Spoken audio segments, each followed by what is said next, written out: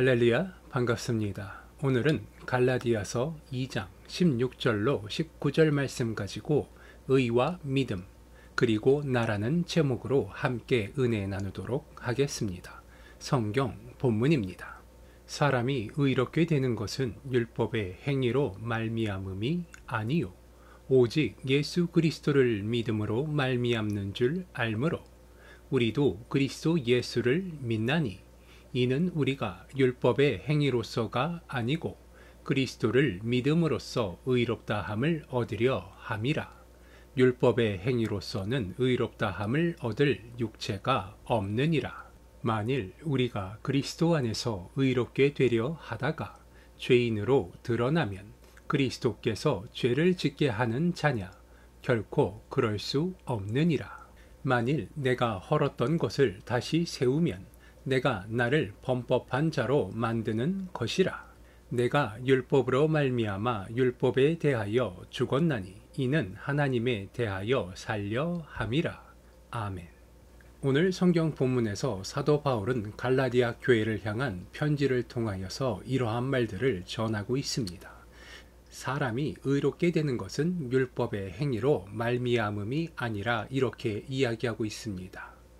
사람이 의롭게 되기 위하여서 율법을 행해야 하는 것이 아니라 오직 예수 그리스도를 믿음으로 말미암는 줄을 안다.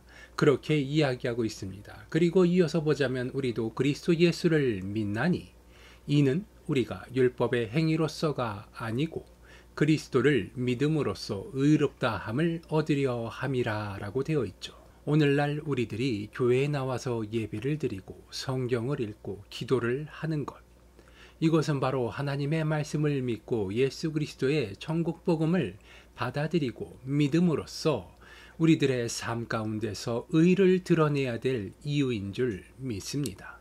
우리들은 우리들의 삶 가운데서 하나님께 받은 사랑과 은혜를 전파하는 도구이자 증거로서 하나님이 살아계심을 증명하는 하나님의 가장 최첨단의 선 천병임을 믿게 되시기 바랍니다. 그렇기 때문에 우리는 더욱더 철저하게 하나님의 말씀을 따르며 하나님의 말씀에 따라 순종하며 살아가야 된다는 사실입니다. 그리고 사도 바울은 오늘 이 성경 본문을 통하여서 확실하게 말하고 있습니다. 사람이 의롭게 되는 것, 그것이 율법으로 말미암음이 아니라 이야기하고 있습니다. 율법의 행위가 아닌 예수 그리스도를 믿는 그 행위로서 의롭다함을 얻는다 이야기합니다. 우리들이 무언가의 믿음을 가지면 그 믿음을 바탕으로 행동을 하고 말을 하게 됩니다. 그것을 우리는 때로는 신념이라 부르고 때로는 고집이라고도 이야기합니다. 믿는 자들에게 신념이요 고집이 무엇이겠습니까? 우리들이 이 세상을 살아가면서 하나님의 말씀을 따라 살며 하나님의 법칙에 따라 이 세상을 보고 판단하고 말하며 세상 가운데서 하나님이 주시는 유익을 증거하고 증명하며 자랑하는 것, 그것이 바로 우리 믿는 자들이 믿는 삶의 방식인 것입니다. 그리고 이어지는 17절을 보면 만일 우리가 그리스도 안에서 의롭게 되려 하다가 죄인으로 드러나면 그리스도께서 죄를 짓게 하는 자냐? 결코 그럴 수 없느니라 라고 되어 있습니다.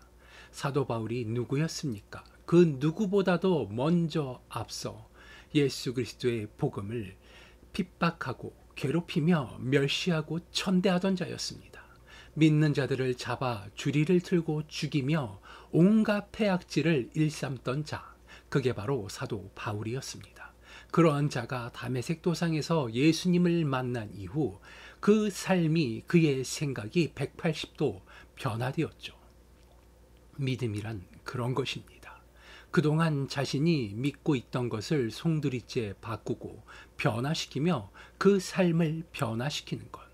사도 바울은 변화 이전에 그 자신이 소중하게 생각하고 철저하게 지키며 살았던 그 삶의 근간, 그 율법을 버렸습니다.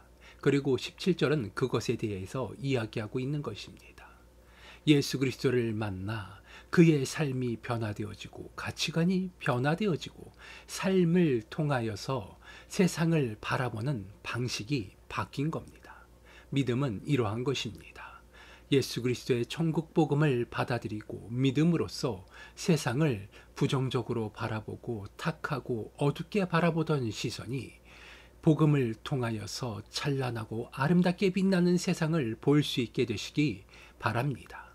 하나님이 주시는 축복을 바라보며 미래를 꿈꾸며 희망을 노래할 수 있게 되시기 바랍니다. 하나님이 주시는 복음은 그런 것이에요. 우리들이 삶을 살면서 힘들고 어려운 가운데서 내가 고난 가운데서 붙잡을 것이 없고 절망 가운데서 괴로워할 때 복음은 내게 힘이 되어주고 능력이 되어주며 돕는 자를 붙여주시는 기적의 말씀, 하나님의 은혜와 축복이 가득한 축복의 책, 그것이 바로 성경 말씀인 것입니다. 그리고 사도 바울은 이야기합니다. 믿음은 다른 것을 믿는 것이 아니라 이야기합니다.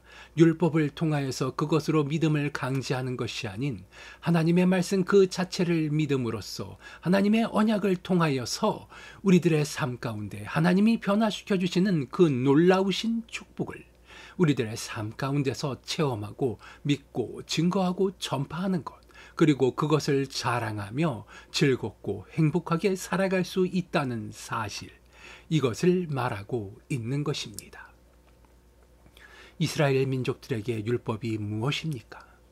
애굽에서 종살이하던 애굽 백성들, 그들을 구원한 모세, 그리고 그 모세를 보내주신 하나님, 그들의 이야기, 그것이 바로 출애굽기의 내용입니다.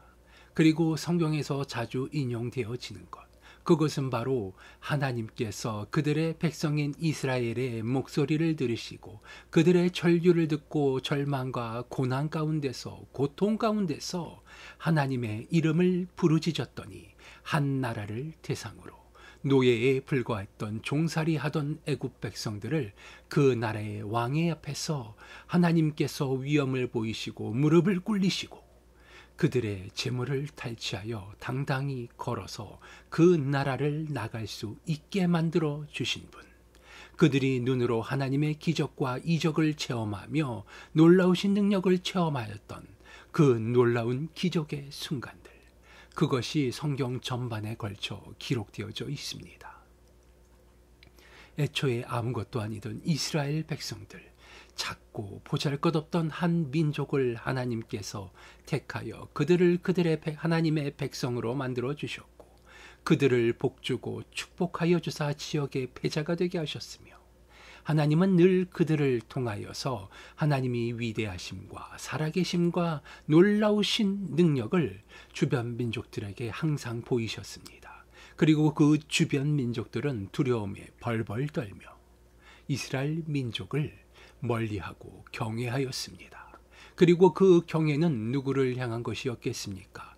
이스라엘 민족을 향한 것이 아닌 그 이스라엘 민족을 강성하게 하신 하나님을 향한 경외였다는 사실, 이것을 기억하시기 바랍니다.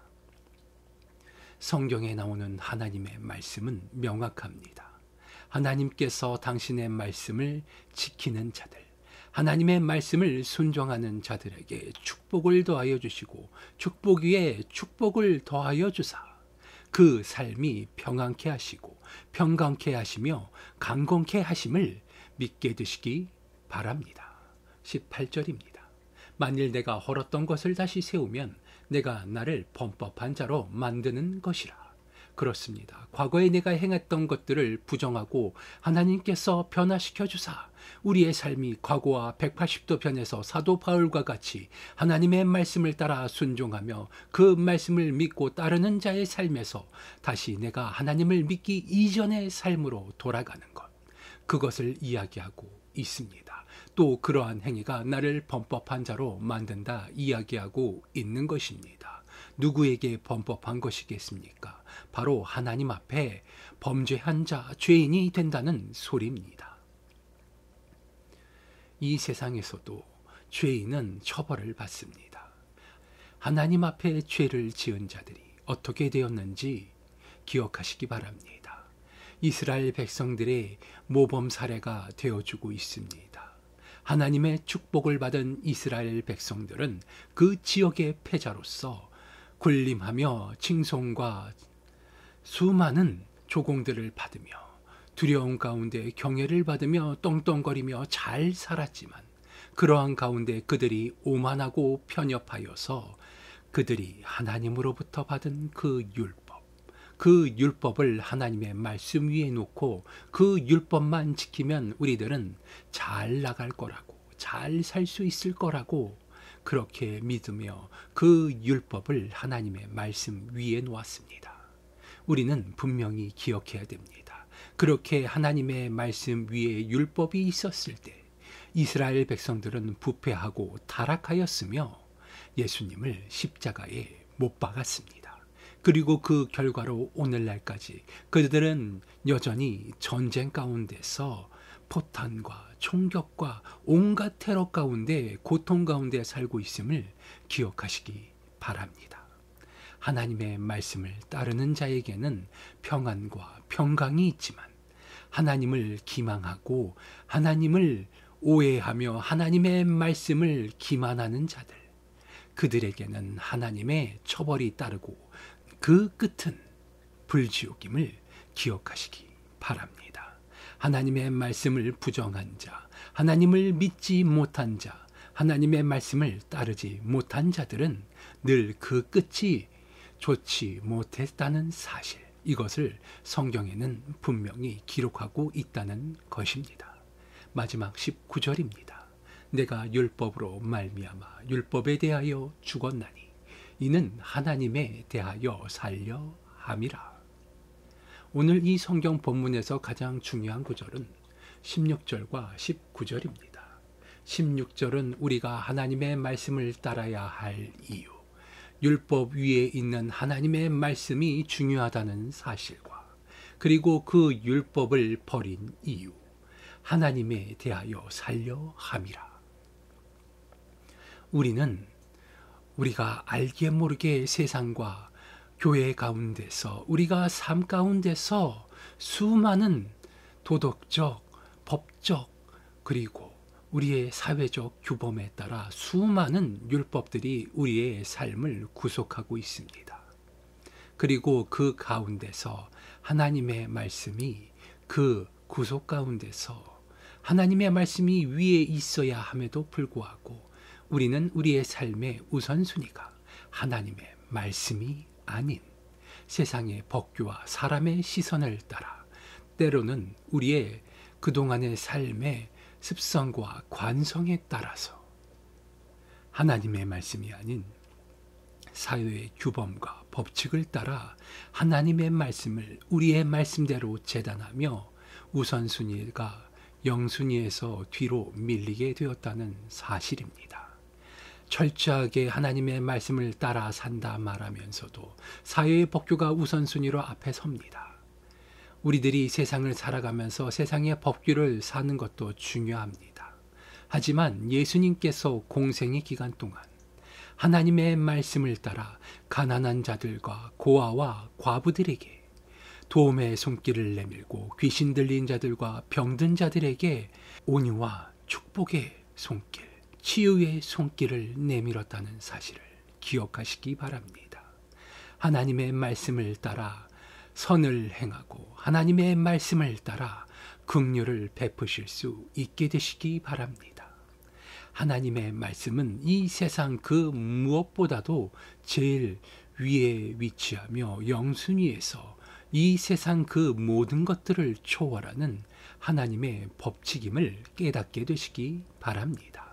하나님의 말씀을 따르며 살 때 하나님은 돕는 자를 붙이시고 사람의 마음을 움직이시며 나를 위하여 일하는 자들을 우리의 주변에 두고 우리의 지경을 넓히시며 하나님께서 우리를 축복하는 자를 축복하고 내가 축복하는 자들에게 더 큰 축복을 베풀며 우리의 지경을 넓혀 가시는 그 하나님의 은혜가 우리의 삶 가운데 있음을 믿게 되시기 바랍니다. 기도하시겠습니다. 아버지 하나님, 오늘도 아버지 하나님의 은혜의 말씀을 나누었습니다. 우리의 삶 가운데 율법이 아닌 아버지 하나님의 말씀이 우리의 삶의 우선순위가 되게 하여 주시옵소서. 늘 아버지 하나님의 말씀을 가까이 하며 묵상하고 기도를 통하여서 성령의 충만함을 통하여서 성령님의 인도하심을 따라 아버지 하나님의 말씀을 따르며 아버지 하나님의 기쁨이 될 수 있는 저희 축복열차 구독자 여러분 될 수 있도록 아버지 하나님 축복하여 주시옵소서. 늘 좋은 것으로 채워주시는 주님께 감사드리오며 나사렛 예수 그리스도의 이름으로 기도드리옵나이다. 아멘.